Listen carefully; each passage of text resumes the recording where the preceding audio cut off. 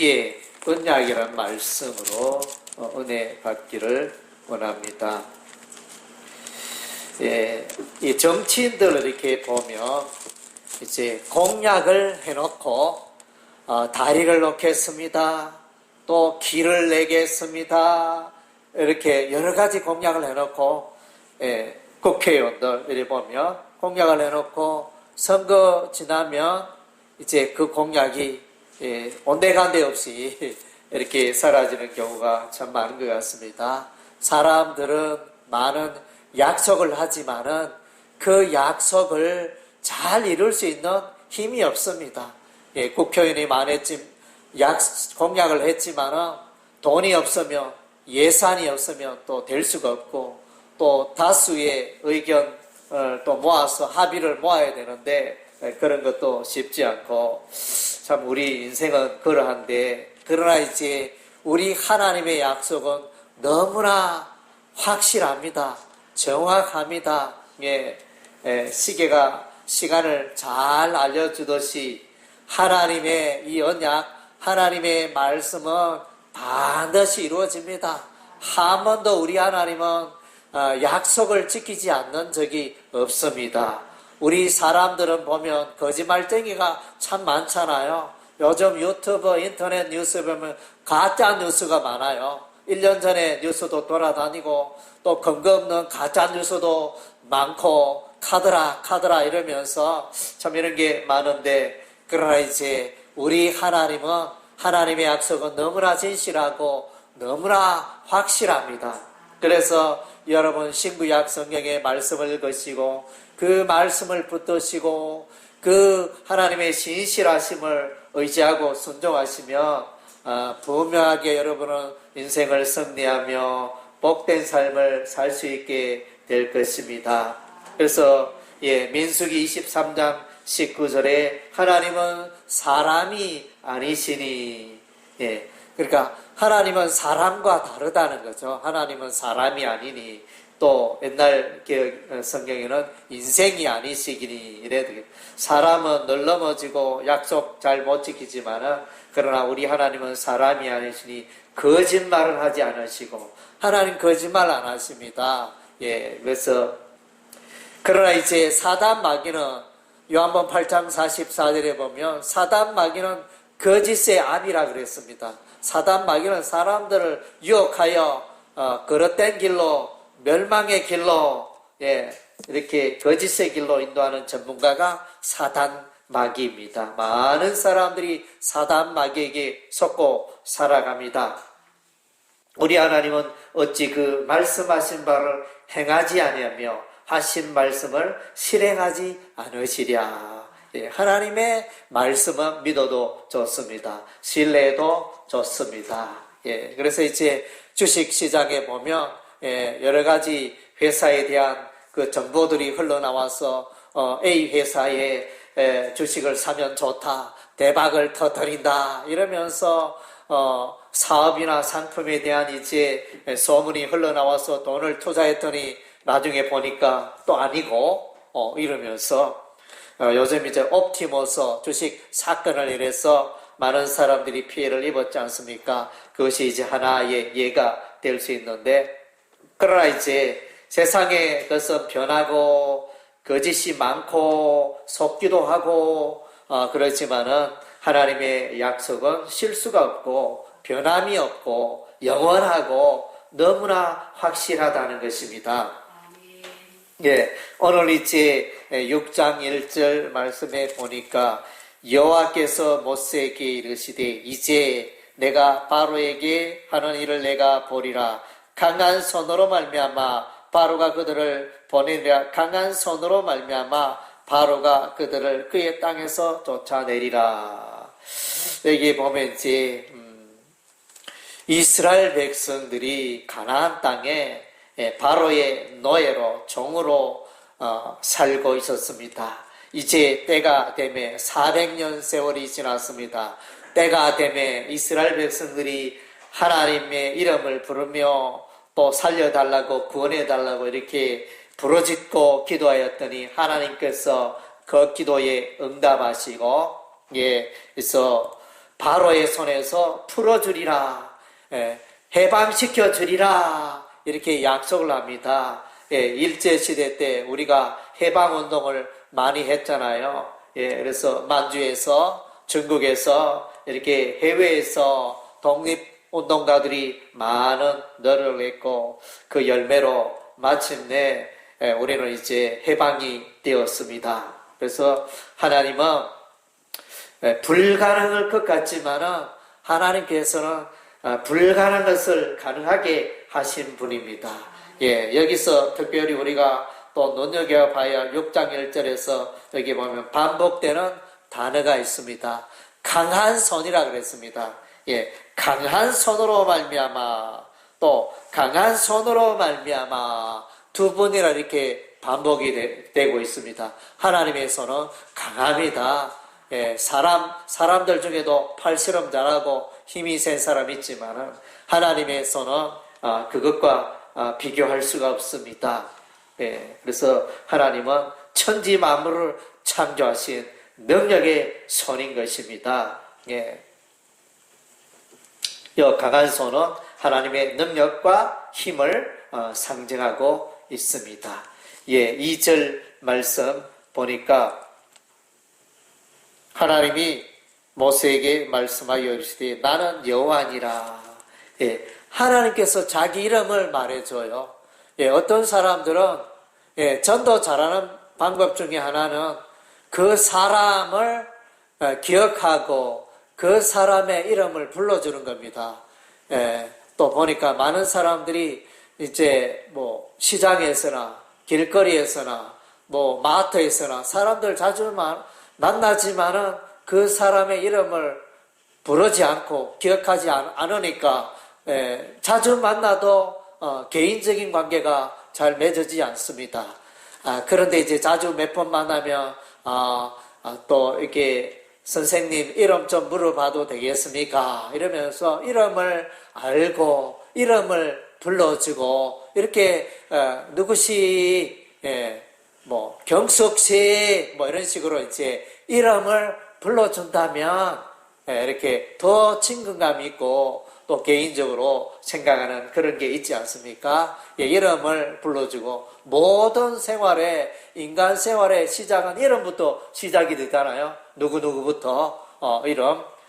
초등학교 우리 아이들 1학년 입학하는 아이들도 학교에 가면 선생님이 출석 명부 보고 아이들 이름부터 딱 부르고 그렇게 시작하잖아요. 참 이름이 너무너무 소중한 것 같습니다. 우리 하나님도 자기의 이름을 드러내세요. 하나님께서 하나님의 이름이 무엇입니까? 오늘 보니까 하나님의 이름을 여호와라, 여호와 하나님이라 이렇게 소개를 해주고 있어요.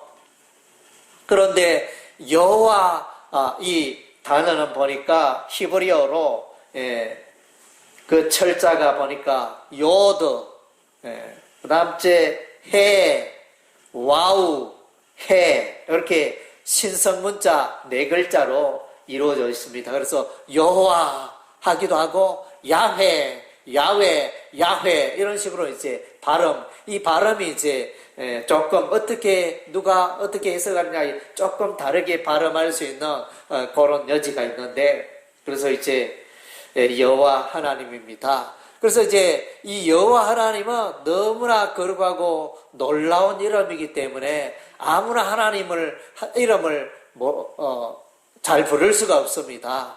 그래서 이제 우리도 예의 바른 사람들은 부모님, 아버지, 또 어머니 성함이 뭐냐, 뭐 김자, 석자, 희자입니다. 뭐 이런 식으로 그렇게 예의를 갖춰서 말해주지 않습니까? 하나님의 이름은 너무나 귀하고 존귀하고 놀라운 분이기 때문에 하나님의 이름을 함부로 부르면 안 되겠다. 그래서 히브리어로는 이제 이게 여호와이지만 발음할 때는 이스라엘 사람들이 발음할 때는 아도나이라 이렇게 발음합니다. 주 이럴 때 그 단어가 히브리어로 아도나이입니다. 그래서 이제 주 하나님, 이렇게 주 여호와 이렇게 히브리어로 기록이 되었다면 이것을 이제 주 여호와를 히브리어 발음을 어떻게 하느냐? 주는 원래 아도나이고 여호와는 이제 여호와라는 이름을 못 부르니까 또 아도나이입니다. 아도나이, 아도나이 이렇게 이제 히브리 성경을 읽습니다.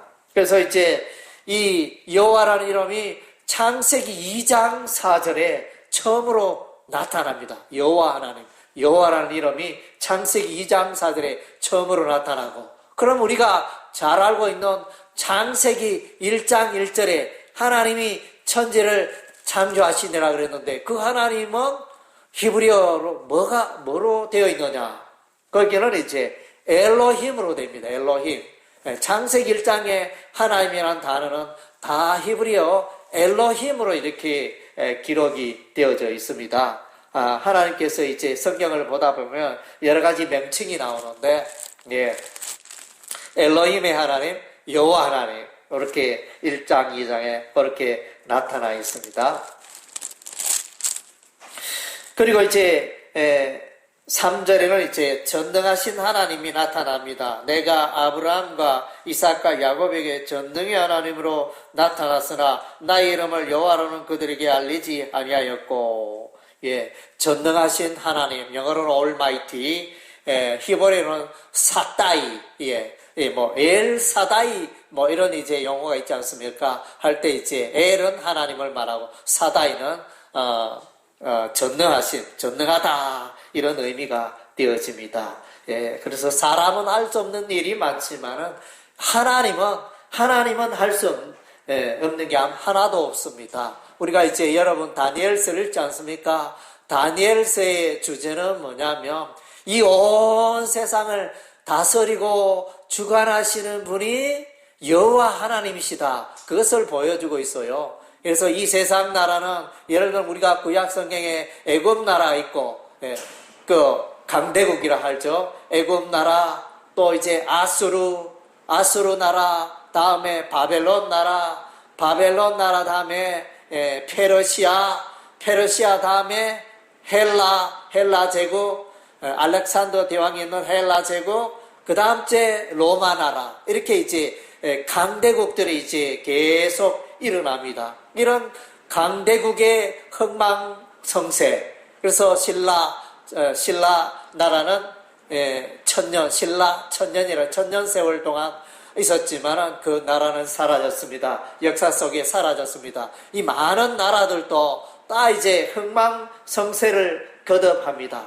그래서 이제 그 배후에 누가 계시느냐? 여호와 하나님이 계시다는 거예요. 예, 여러분들도 코로나 바이러스로 인하여 많은 어려움을 겪고 있는데 왜 하필이면 교회로부터 시작이 되느냐? 대구 신천지 교회로부터 이 코로나 바이러스가 대대적으로 시작이 되고 매스컴에 홍보가 되고, 그래서 교회 가면 사람들이 코로나 바이러스 걸린다 이러면서 이런 엉뚱한 소문이 번져가지고 요즘 이제 전도하기 어렵고 사람들도 교회로 잘 오지 않고 이런 시대를 우리가 맞이하고 있습니다.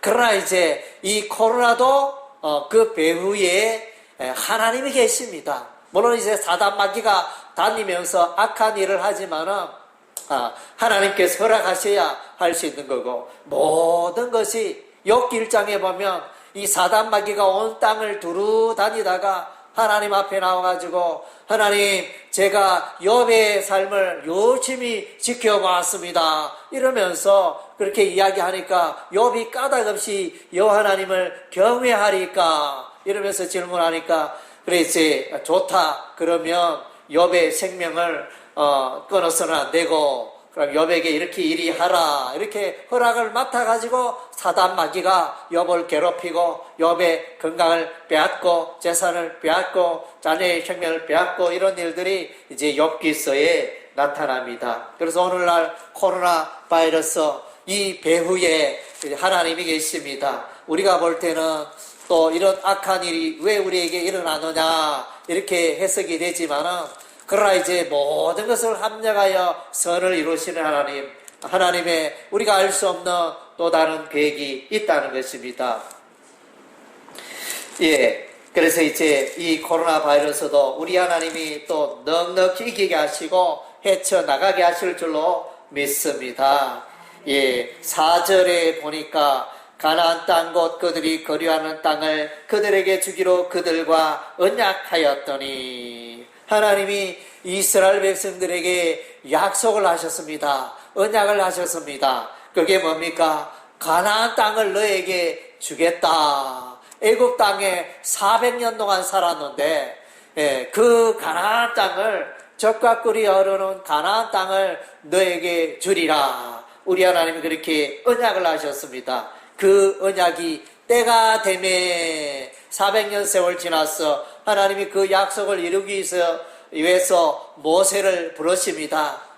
그 모세의 인도하에 애굽의 10가지 재앙을 통해서 마침내 바로가 이스라엘 백성을 풀어 놓아줍니다. 그래서 홍해 바다를 건너고 광야를 지나 요단강을 건너 가나안 땅에 마침내 들어가는 것입니다.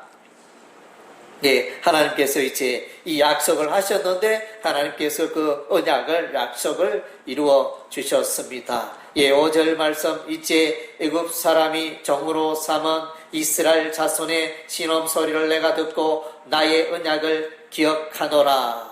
그래서 하나님은 우리의 기도를 들으십니다. 이스라엘 백성들이 애굽에서 노역을 당하고 고생하고 수고하면서 하나님께 부르짖었더니 하나님께서 그 음성을 들으시고 그의 하나님의 종 모세를 부르시고 보내어 주셔서 바로 앞에 서게 하시고 그래서 마침내 구출하는 이런 놀라운 일들을 행하십니다. 그래서 여기에 우리가 기억해야 할 것은 5절에 보면 내가 듣고 나의 언약을 기억하노라. 하나님께서 기억하신다는 거예요. 오늘날 보면 치매에 걸려가지고 연세 많으신 분들이 많은 분들이 요양원에 있으면서 치매에 걸려가지고 치매 때문에 가족을 알아보지 못하고 치매 때문에 말이 이렇게 이야기가 대화가 잘 안 되죠. 딸이 왔는데 어머니 왔습니까? 이러면서 딸이 왔는데 딸을 어머니라 하면서 이렇게 대화가 안 됩니다. 치매가 왔어. 그래서 이제 우리 인간은 잊어버리고 우리 인간은 기억력이 항상 영원할 수가 없습니다. 깜빡깜빡 잊어버리고 이렇게 여러분 우산 잘 번실 안 합니까? 이렇게 행사나 어디 또 방문하다 보면 돌아보면 우산이 없고 아이고 우산 어디 갔지 이러면서 우산 찾을 때가 많은데 우리는 깜빡깜빡 잊어버리지만은 하나님은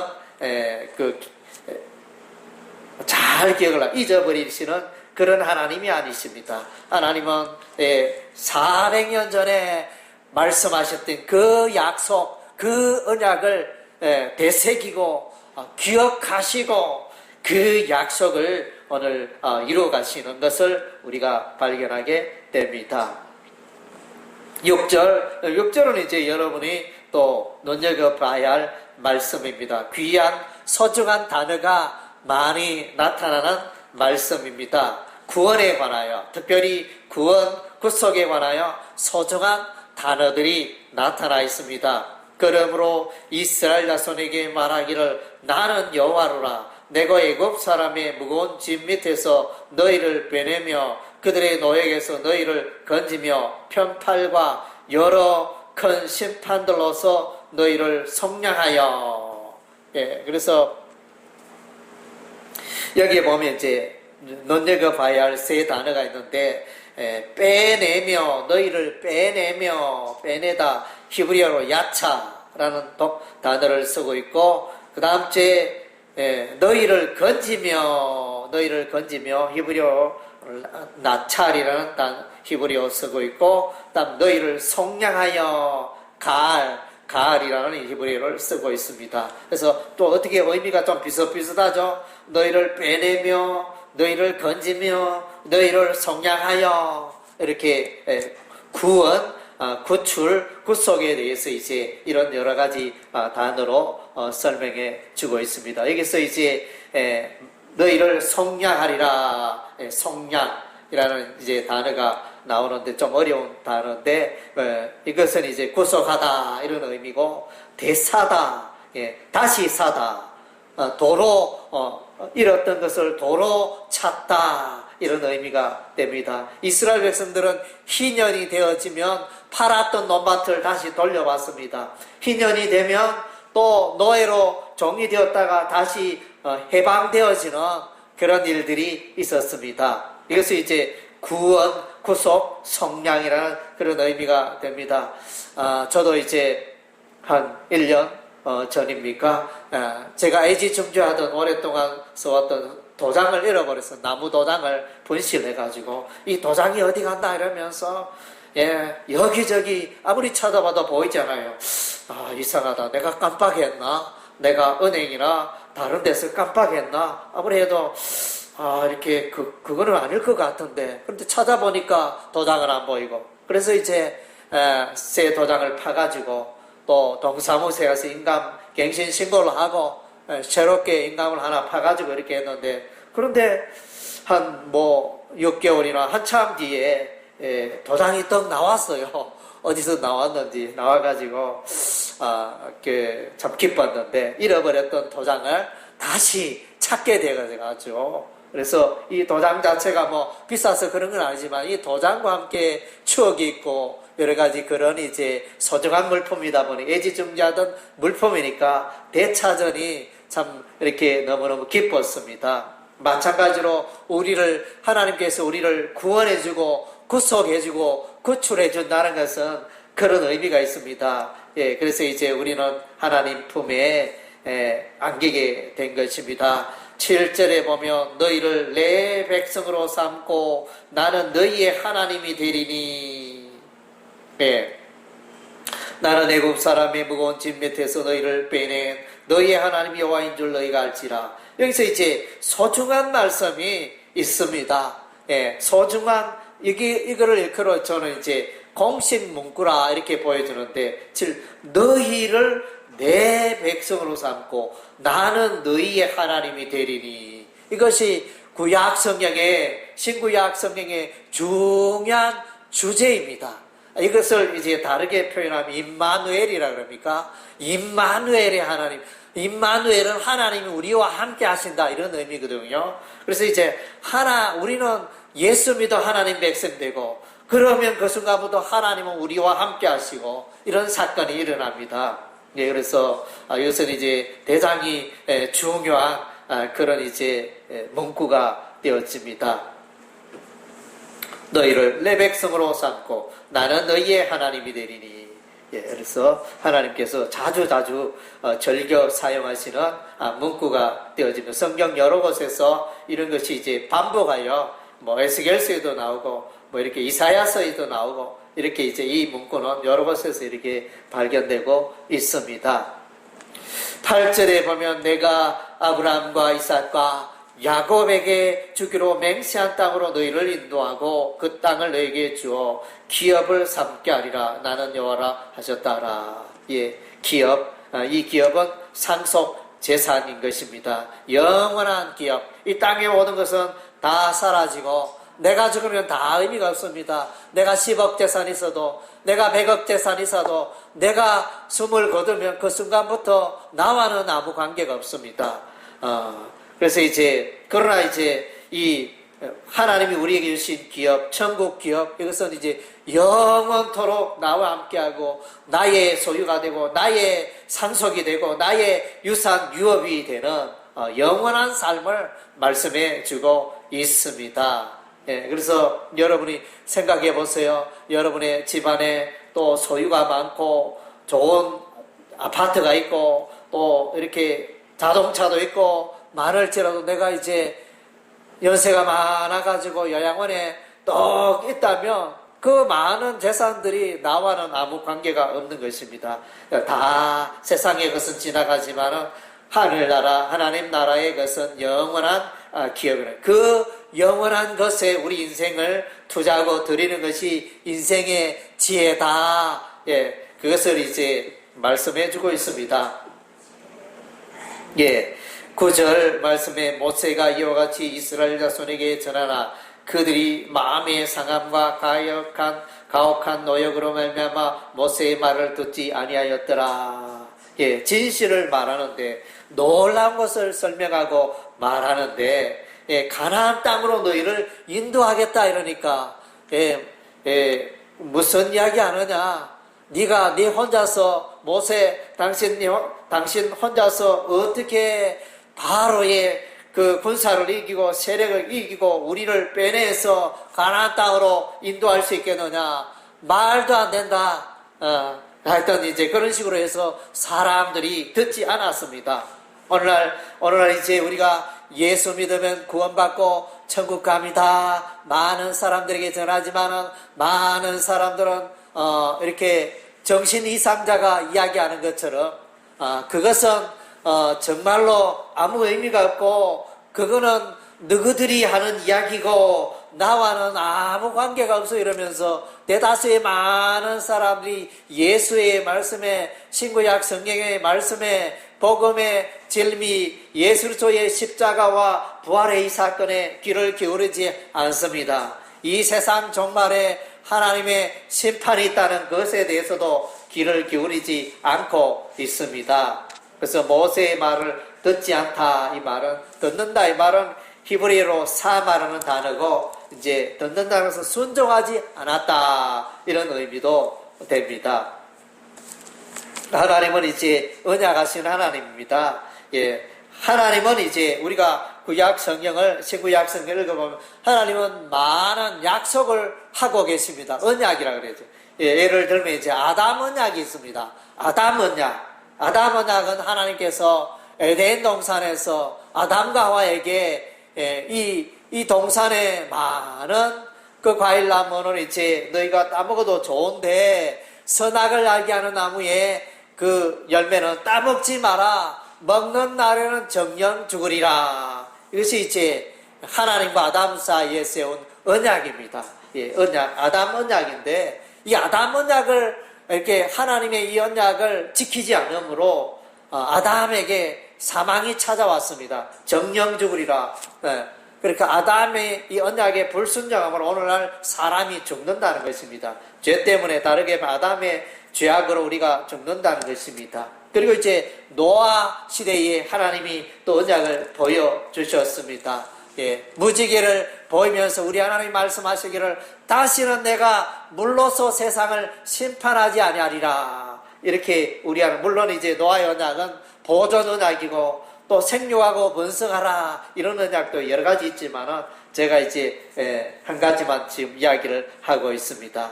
그리고 이제 하나님께서 아브라함을 부르시고 창세기 12장에 하나님께서 언약을 하십니다. 그래서 아브라함에게는 어떤 언약을 하셨으나 아브라함아 내 후손이 하늘의 별처럼 많아지리라. 바다의 모래처럼 내 후손이 많아지리라. 아브라함의 그 믿음을 통하여 그러니까 아브라함의 그 믿음은 하나님의 약속 하나님의 그 약속을 붙드는 그 믿음, 하나님의 말씀에 대한 믿음입니다. 그래서 내 자손이 하늘의 별처럼 많아지리라. 그래서 지금 아브라함은 수십 년 동안 결혼했지만 10년, 20년 이상 결혼했지만 자녀가 없고 이런 가운데 있는데 자식이 하늘의 별처럼 많아지리라. 이거 정말로 믿기 어려운 그런 이야기인데 그러나 아브라함은 믿었습니다. 하나님의 언약이니까 믿었더니 그래서 아브라함을 믿음의 조상이라고 그러죠. 예, 로마서 4장에 보면 우리가 구원 얻는 구원의 원리가 로마서 4장에 아브라함이 믿음으로 의롭게 된 것처럼 오늘날도 우리가 예수 십자가를 믿음으로 예수 그리스도의 그 약속을 십자가 언약을 믿음으로 우리가 구원받는다는 것입니다.